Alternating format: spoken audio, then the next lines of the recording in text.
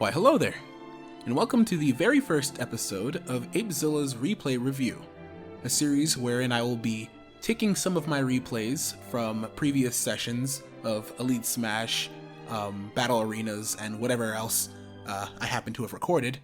and kind of unpacking a lot of the neutral exchanges, matchups, setups, and general game plan of Hero as it applies to the competitive meta, at least where I currently am in my development, and sort of demystifying the character for those wanting to play a bit more of a conservative hero, those willing to top deck their way through bracket, as well as those trying to find their way around Hero's very terrifying setups. And so, to that end, each episode I'll be showcasing a character, and I'll be showcasing games wherein I'm playing pretty okay, as far as I can see it, though you can be the judge of that. And I'll sort of be talking about these games from Hero's perspective,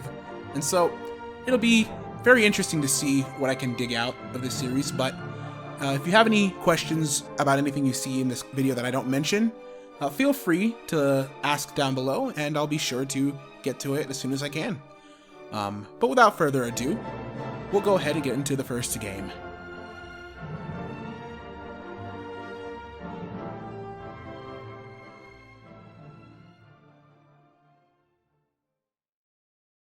Alright, so we're getting into it now, and one thing I wanted to make sure I mention is the fact that the Marth you are currently seeing on screen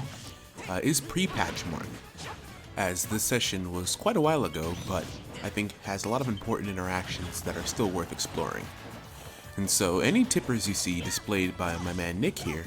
are entirely due to his immaculate spacing, and I think he deserves to be commended for that. This video will also feature what I refer to as mid-tier hero play,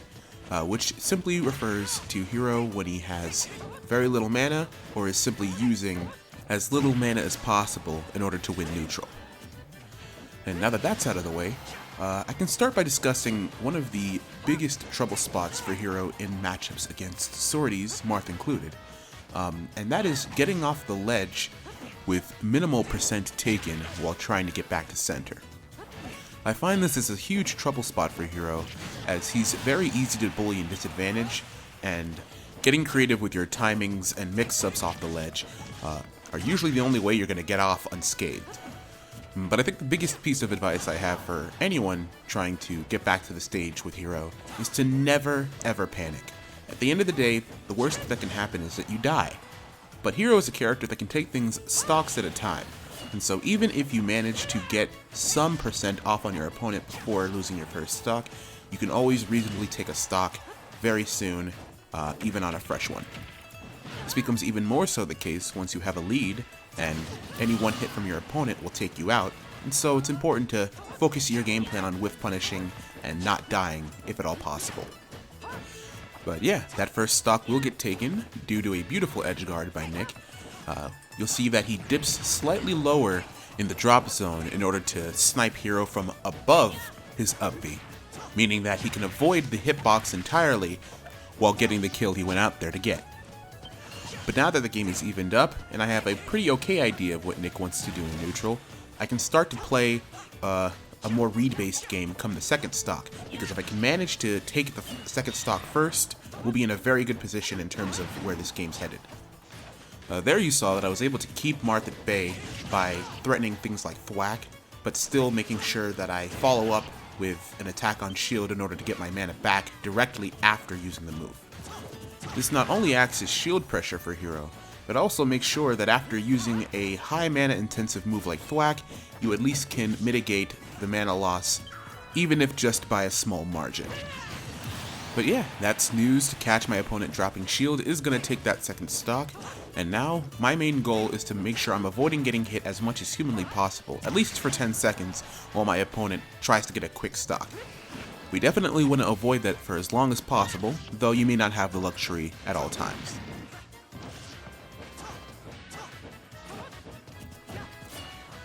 And so there you'll see one of my favorite applications of using mid-tier Hero in matchups such as this. You can use down tilt in order to not only low profile incoming aerials, but also poke your opponent's shield from a pretty safe distance in order to get them to come out with a hopefully misspaced option that can be punished. Down tilt not only lunges forward and reels back during its animation, it also comes out frame 6, and so you can usually react with this option if you see your opponent in shield for a little bit too long. Just be careful with this option and make sure you space it, otherwise you can still be punished, especially at higher percents. Right there you saw an example of what I call baiting with the menu, wherein if I see two options next to each other that are both good in the situation I'm currently in, I can flicker the cursor back and forth between the two and make my opponent guess which one I'm going to use. You can see that this results in me being able to get a free Acceleratl off while my opponent is shielding Afraid of Flame Slash. You'll see that this results in me being able to weave around my opponent for just a bit longer before ending the match with the world's sickest edgeguard. So, shoutouts to me.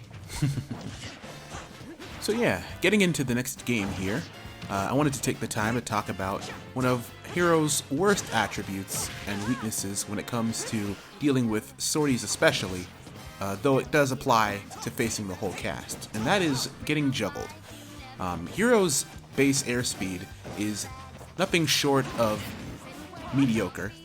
and so as a result of this, and being a pretty average-sized character, it's very easy for him to get hit while being unable to get down.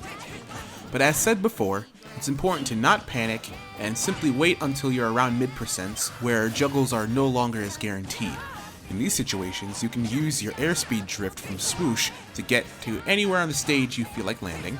or if your opponent doesn't have a disjoint, you can make use of down air as long as you time it well. So there I managed to snag Nick with a very well-spaced thwack, but I am now out of mana, and so I'm going to retreat to the ledge in order to try and regain some, and see what extra credit I can actually manage to pile up before losing this stock. Unfortunately, Nick overextends off stage and ends up SDing, but we take those, and we're going to continue to see if we can rack on any and all percent, as I am very close to dying still. And my role in this game is now to minimize the likelihood of a comeback to the best of my ability. And so here you see one of the benefits to the enhanced aerial drift you get once you use swoosh off stage. I'm able to kind of drift back a little bit before finding my way onto the ledge, keeping me alive for just a few more seconds. And so now, as I am a full stock ahead, I've unlocked the ability to just basically go all-out offensive on my opponent, because they are the ones who need to make up for the stock deficit, and so in the meantime, I can pretty much do whatever I want using the information I've gathered through our neutral exchanges we've had thus far. When you go about the game this way, it's important to not second guess too much and trust your instincts, play confident, and you'll be able to take the game no sweat. As anyone who's put a lot of time into Hero can tell you, playing off of instinct can be one of the most satisfying things in the world, as Hero's a character that can rack up absurd percents very quickly, and so whenever you've earned a lead, it's important to take that to the bank. The last thing you need is to accidentally hit Kamikaze and find out that you didn't do that much damage to your opponent while you still had the stock lead. But Nick does manage to take that stock after having taken 89%, and so now my next goal is to finish this game as quickly as humanly possible. And unfortunately for Nick, he manages to find his way back to the stage only to meet Snooze head-on and eat a forward smash as a result, giving me the game. Now in that situation,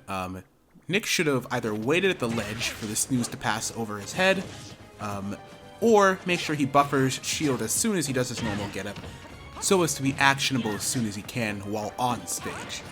And while the comeback may have been unlikely in that situation, given the percent deficit, it's important to recognize that at any point he could have gimped me off stage and killed me at virtually zero.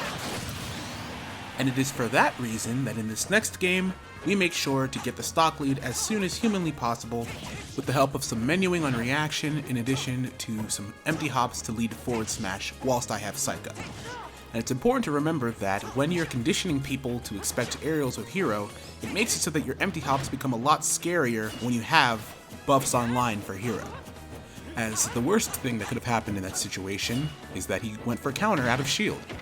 But in most situations there, we either break his shield, as we did get a crit, or he ends up getting hit, which would have resulted in a kill either way. But either way, Zoom in this situation sent me to probably the worst spot to be on Battlefield, which is on the side of one of the mid platforms, as a character that already struggles with getting juggled is also now in a position to where they're going to struggle to get off of the platform if the game decides to lock me onto them. But luckily we do manage to find our way off of it. And here we see the menu doing what it does best and baiting people to jump in neutral, only to get anti-aired by Rising Nair, which acts as a very good replacement for Hero's less than stellar up air, which of course is more of a combo tool when utilized, rather than a traditional anti-air option. And once again we see Nick getting more and more consistent with catching that particular recovery option. And so, in that situation, there's only so much you can do, especially if your mana's low, but it's important to remember that getting that lead was very important in the long run. That being said, you'll see that Nick responds to this by directly aggressing Hero in every situation he can manage, which is exactly the right answer. A lot of times people try and, patiently find their way back into the game against Hero, but when you have options like Marth, you really can rush Hero down with safe pressure, and if you manage to hit him in the right scenario, you can carry that momentum to upper mid percents and beyond, if you know what you're doing. And so it becomes very important that you're taking note of the Hero player's defensive habits in case you need to make a comeback later by being more aggressive.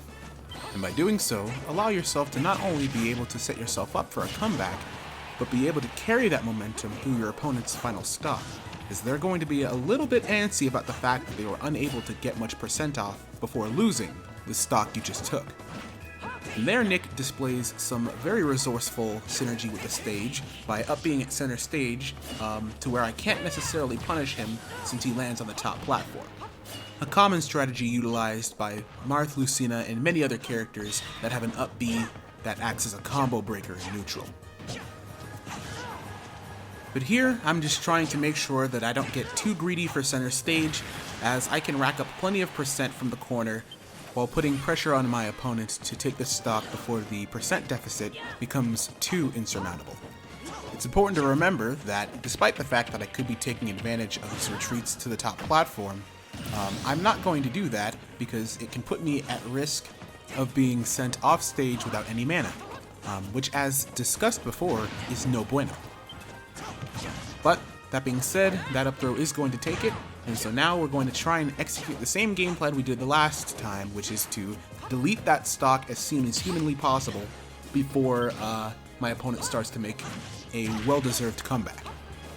It's important to note that in these situations, it's easy and very tempting to want to play not to lose as opposed to win, but when you have the percent lead on even stocks, it's important to recognize that all it takes is one juggle scenario for the game to become even again. And so you want to try and find a balance between holding back and letting your opponent come to you, while still making sure you're keeping the pressure up so as to keep that percent differential in your favor and be able to kill with a stray hit at any given point in this endgame. Ah yes, I love that interaction. You see, people love to spot dodge after doing a normal getup, fearing that I'm gonna try to grab a shield, as that would have been a smart decision the last game. However, Hero's back air being so unspeakably slow also means that by the time the spot dodge is done, that's exactly when the first active hitbox of the back air is usually going to come out if you time it properly. That being said, it's important to point out that this game was close for two reasons. The first being that the interaction right before that, he almost sniped my recovery by sending me at a very nasty angle with Fair off stage, which would have been a very scary position to be in, especially if I was intending on closing out the game. Secondly, if I did manage to find my way back, but he did not end up going for that edge guard in the first place, he could have potentially killed me at 70 with a tipper forward smash, gotten an edge guard after getting a tipper forward tilt if it didn't kill, or just in general keeping me in disadvantage long enough to where I either run out of mana and die, or he manages to find a very clutch kill. And so it's always important to keep your opponent's win conditions in mind in addition to your own. And here we see an example of one of the biggest reasons you want to learn how to react to the menu as soon as possible. If you are able to get jabs at high percent that send into a tech scenario, you can easily pull a Sizz, Kaboom, or any other number of projectiles that can catch your opponent's tech option no matter what they choose. As long as your reactions to the proper option, as well as your ability to select the appropriate slot for the situation, are as quick as humanly possible. And now, having taken the lead, I'm able to, despite the low mana gauge, remain patient while getting back to center, as well as trying to land on Marth, as I pretty much have nothing to lose by getting hit as long as I'm not dying for it. Over time, I might find more opportunities to get some mana from Marth, but I'm not going to rush that scenario. And there you saw, after forward throwing Marth, knowing that a tech situation was possible, I opened up the menu to potentially get a similar option as last time, but I quickly recognized that I only had buffs in the menu, and so I was able to cancel it in time to just play neutral instead. It's important to also know when an option you're looking for isn't in the menu, so as to react to that as well. And unfortunately, I ended up dropping a stock to being unaware whether or not I had my jump. I think I did have it, but I wasn't sure, and so I didn't want to risk it. But that's what I mean when I say hero takes things a stock at a time. It can be difficult to manage all of your resources off stage, whilst also not getting edge guarded by your opponent. But that's what having a lead is for, right? But Kaboom is going to take it, as it always does. And just like before, we're just going to make sure we make as much use of this lead as we can. We're not going to hold back too much, because I do want to make sure that we get some percent off if we end up in a situation where something similar to what happened the first stock were to happen again. I would hate to have not gotten any percent off just to die 42, you know? So you kind of just want to weave in and out with kind of attack, defend, just weaving in and out depending on what you think your opponent's going to respond to. Unfortunately, Nick dropped a few of those edge guards and ledge traps, allowing me to live a bit longer than I probably should have, and, well, Kaboom, being one of the most common options that will appear in the menu, will kill at higher mid percents, which we, of course, earned by winning neutral whilst having a lead. Yeah, and I think that also helps to display why it's important to make sure that you're always sweet spotting your ledges against Hero, because he has many options to beat opponents who end up not sweet spotting the ledge, both from close up as well as from center stage. So you want to make sure you're as careful as possible when lining up your up B toward the ledge. Now getting into the next game, just like before, it doesn't matter if I lose neutral. If I end up at mid percents, all that means is that I'll be able to escape combos and juggling scenarios easier, and be able to take the stock at some other point, even if I lose the first one. But throughout this first stock, you'll see that I make a lot of use of rising forward air, as it hits grounded, as well as anti-airs if you space it well enough, as well as time to move properly. And so that move alongside back air and neutral can be very good for recovering mana, as they recover 10 MP at a time, allowing you to go for things like thwack in order to cover platforms while ledge trapping Marth. It didn't kill, of course, but we like to put the fear in the hearts of our opponents as Hero. That being said, we are going to lose that first stock to a misspaced Nair on shield, which unfortunately is only -6, meaning that frame 5 up B from Marth and Lucina can perfectly punish it at higher percents. But we get our revenge with that thwack, and so the game continues. And things like that are the reason that you have no need to panic if you lose your lead. Hero is a character that can make comebacks at any point in the game, even if you're 2 stocks behind at mid percents. And yes, I've done that many a time once the opponent gets a little bit too comfortable with said lead.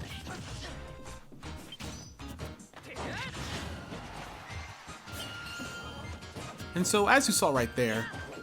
it's good to double jump with the menu once your reactions to it are very fast, so as to make sure that your opponent gets punished if they go high when recovering. Even if you don't manage to hit them, it's still good to threaten it in case they try and air dodge back to the stage, try to recover to a platform, or even above your head.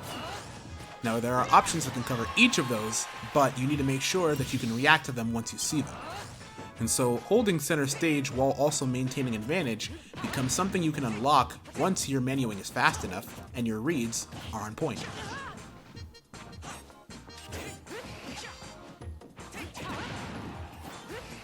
Now, that option off the ledge is one I would never recommend,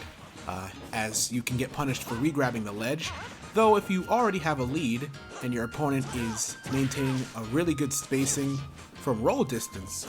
it can be a way to get off the ledge if they do manage to get hit by it. But yeah, this is the closest the games have been so far, and so I know that in order for me to actually come out with a solid victory, I'm going to need to make some plays.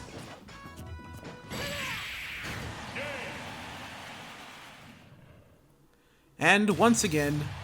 short hop into forward smash at those clutch percents with Psych Up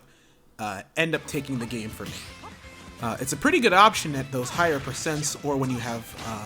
for Psych Up because of the fact that you've been spacing around back air, forward air, nair the entire game, and in this one instance, if your opponent decides to challenge it and they don't see that option coming, it can punish shield pretty hard, especially if it crits. It can punish them trying to call out the jump by hitting the aerial before it comes out, or even punish a parry attempt if they were going to try and time it against an aerial. And in all cases, you're still spaced well enough to where it's very difficult to punish the forward smash if they weren't already expecting it. And as you'll see in this game, I'm going to be using a lot of those empty hops as well as some wave dash backs in order to recondition my opponent to expect rogue options like that from Hero. It's a pretty good option to go for once you've already played a good amount of games with someone, as it's very difficult to reprogram their brain into expecting anything other than an aerial. And so throughout this entire last game, I'm going to essentially be playing entirely off of instinct the whole time because I have a pretty good idea of what my opponent's going to do in certain situations. This is when I'll start mixing in some empty hop into grab, empty hop into dash back, dash attack, as well as other options that would have traditionally been easily punished if I had started off our set with an abundance of them, such as double forward smash at the ledge. And all throughout these exchanges, I'm making sure to maintain my lead by picking zoom anytime I pull out the menu after taking a stock in order to stall out the invincibility and give my opponent some time to cool down as they are really desperate for a stock at this point in all likelihood. And so we're going to ride that momentum to the utmost degree and hopefully be able to take the game the same way we always have. But I'll go ahead and take this time to go ahead and close out the video. Thanks again to Nick for not one-and-dunning me as soon as I won the first game, and staying with me for what I believe was 9 games, wherein he did win 3 of them, despite clearly not having as much hero experience at the beginning of our set. But because he's a smart player, he eventually did adapt to a lot of my shenanigans. And so a quick recommendation to those who despise fighting against Hero, give it some time. You'll be surprised how quickly you can adapt to Hero's game plan if you give yourself and your opponent the chance to play. That being said, I will have the next episode out, hopefully within the week, and if you enjoyed this session and want to make sure you're notified of the next one as soon as possible, you can subscribe to know when that video is out as soon as humanly possible. But until next time, thanks for watching, and happy hunting!